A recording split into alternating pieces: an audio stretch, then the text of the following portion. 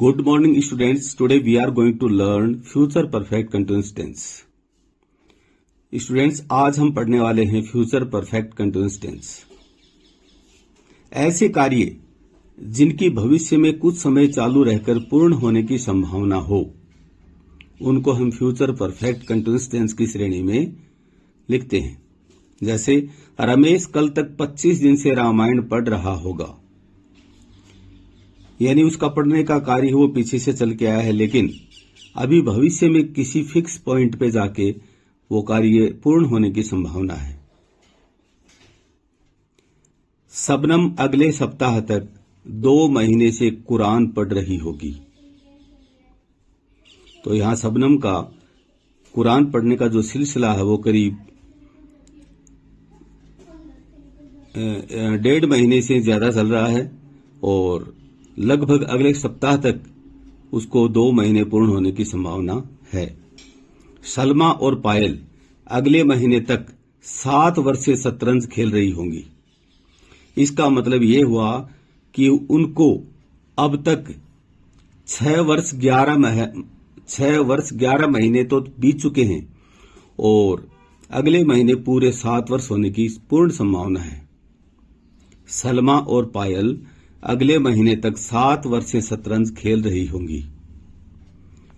यदि हम बात करें पहचान की तो हिंदी वाक्यों के अंत में से रहा होगा, से रही होगी, से रहे होंगे इत्यादि शब्द आते हैं। जैसा कि हम पहले सेंटेंस को यदि हम देखें, रमेश कल तक 25 दिन से, तो 25 दिन के बाद में जो से है इसको हमने लिया है से और लास्ट में लिखा हुआ है रहा होगा। दूसरे वाक्य में 2 महीने से पढ़ रही होगी, तो हमने पहचान के रूप में लिया है से रही होगी। तीसरे वाक्य में से रही होंगी। तो इस तरह से हिंदी वाक्यों के अंत में हमें दिखाई दे से रहा होगा, से रही होगी, से रहे होंगे और साथ ही उसमें समय की अवधि यदि दी गई है, this means that is future perfect continuous tense. Hindi पहचान के बाद में बात आती है कीवर्ड्स की, यानी कोई सेंटेंस हमें इंग्लिश में दिया गया है तो फिर हम उसकी कैसे पहचान करें कि वो फ्यूचर परफेक्ट कंटीन्यूअस टेंस का है। तो students, future perfect continuous tense में सिंस फॉर का प्रयोग पाया जाता है, साथ ही टाइम पीरियड होता है और उसमें कोई फ्यूचर फ्रेज अवश्य दी हुई होती है।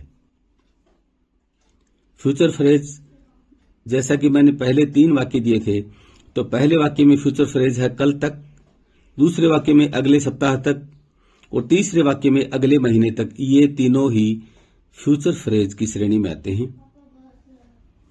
तो कीवर्ड्स इसके हो गए since for plus time period plus future phrase. इसके द्वारा हम किसी भी सेंटेंस की पहचान करके हम करेक्ट फॉर्म भर सकते हैं। अब बात करते हैं हम हेल्पिंग वर्ब की। फ्यूचर परफेक्ट कंटीन्यूअस टेंस की हेल्पिंग वर्ब्स हैं शैल हैव बीन और will have been. Shall have been का प्रयोग आई और वी के साथ किया जाता है, जबकि विल हैव बीन का प्रयोग से सभी यानी ही, सी, इट, दे, यू, नेम जैसे सब्जेक्ट के साथ विल हैव बीन का प्रयोग किया जाता है।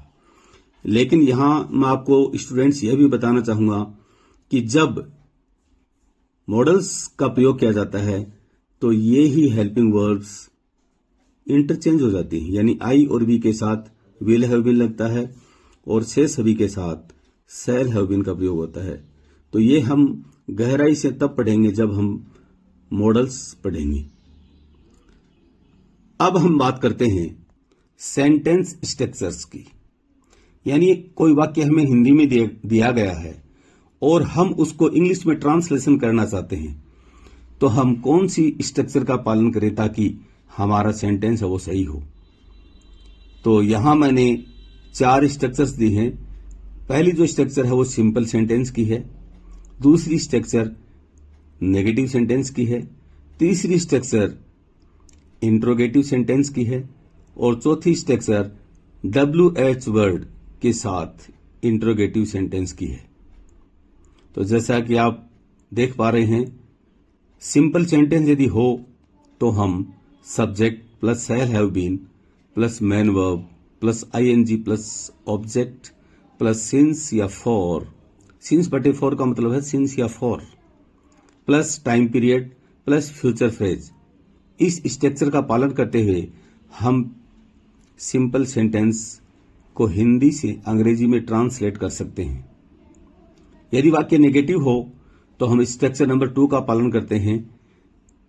तो स्ट्रक्चर नंबर 2 में 1 और 2 में सिर्फ इतना ही डिफरेंस है कि इसमें केवल नोट का प्रयोग एक्स्ट्रा है, यानी हमने सेल के बाद नोट का प्रयोग किया है। बाकी दोनों स्ट्रक्चर सेम हैं।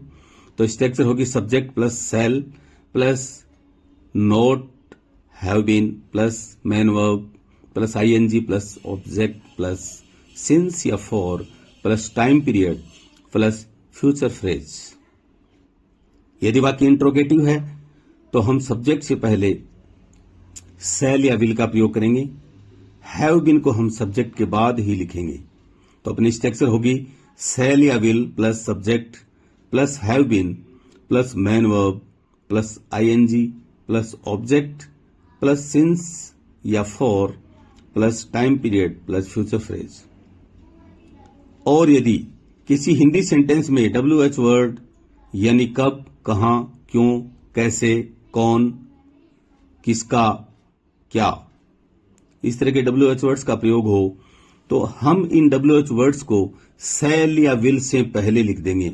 बाकी स्ट्रक्चर नंबर 3 ही रहेगी।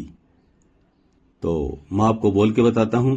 स्ट्रक्चर हो गया WH वर्ड प्लस सेल या will plus subject plus have been plus main verb plus ING plus object plus since या for plus time period plus future phrase.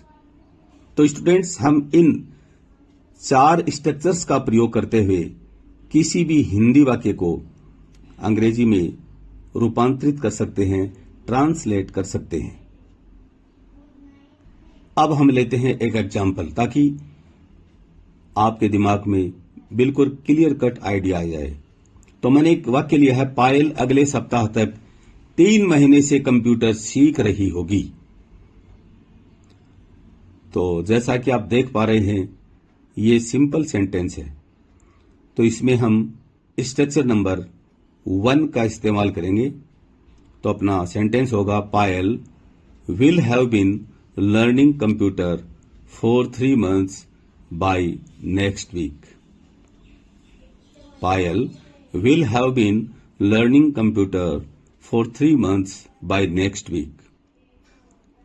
यदि वाक्य negative हो यानी ऐसा वाक्य हो, पायल अगले सप्ताह तक 3 महीने से कंप्यूटर नहीं सीख रही होगी, तो इसका अंग्रेजी ट्रांसलेशन होगा, पायल will not have been learning computer for 3 months by next week.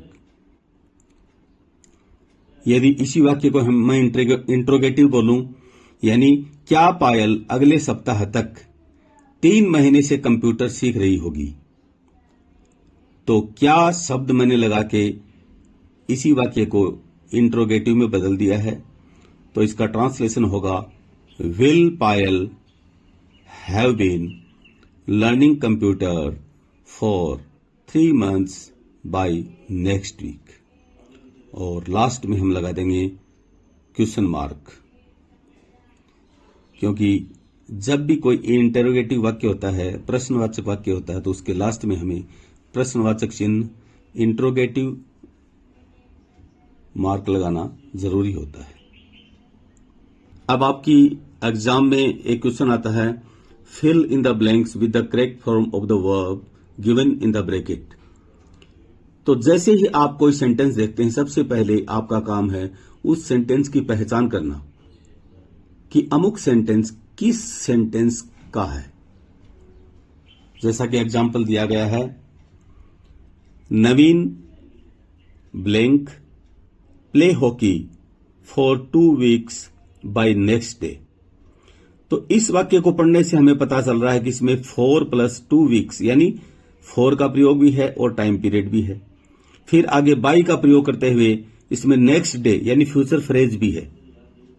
तो इसमें टाइम पीरियड भी है और फ्यूचर फ्रेज भी है। This means this is future perfect continuous tense. यदि समय की अवधि हो और साथ में फ्यूचर फ्रेज दी गई हो तो मान लीजिए कि वो फ्यूचर परफेक्ट कंटिन्यूअस टेंस ही है। तो इसकी करेक्ट फॉर्म क्या होगी, आपको फिलअप करके मुझे भेजना है। Second sentence, they blank visit Agra for 9 years by next week. Third sentence, we blank read this book for 5 weeks by tomorrow. तो ये तीनों ही सेंटेंस की करेक्ट फॉर्म भर के आप मुझे अवश्य भेजेंगे ताकि मैं ये समझ सकूं कि आपको फ्यूचर परफेक्ट कंटिन्यूअस टेंस अच्छी तरह से समझ में आ गया है। स्टूडेंट्स, आपने गर्मियों की छुट्टियां काफी मनाई है, खूब मौज मस्ती की है। अब हमारी स्कूलें खुलने वाली हैं, तो आप पुनः अपनी पढ़ाई पे ध्यान दीजिए और जितने भी मैंने टेंस आपको पढ़ाए हैं, मैंने आपको आज तक तीनों टेंस कंप्लीट पढ़ा दिए हैं और तीनों टेंस के यदि हम 4-4 भाग करें तो वो भी कंप्लीट कर दिए हैं। तो ये 12 टेंस मैंने आपको अच्छी तरह से पढ़ा दिए हैं। कृपया स्कूल खुलने से पहले इनका रिवीजन करें और जैसे ही स्कूल खुलेगी मैं आपका एक टेस्ट लूंगा, तब मुझे विश्वास होगा कि किन किन स्टूडेंट्स ने समर वेकेशंस में पढ़ाई की है और किन स्टूडेंट्स ने पढ़ाई नहीं की। और वो आपकी जो नोटबुक्स हैं वो प्रिंसिपल मैडम और वाइस प्रिंसिपल सर के सामने प्रस्तुत की जाएंगी ताकि उन्हें भी पता चले कि आपने गर्मियों की छुट्टियों में मेरे द्वारा पढ़ाए गए टेंस का कितना अभ्यास किया है। तो इसलिए आज ही लग जाइए और पुनः सभी 12 टेंस का रिवीजन कर लीजिए ताकि आपको कहीं भी टेस्ट के समय प्रॉब्लम ना आए। Thank you very much. Have a nice day.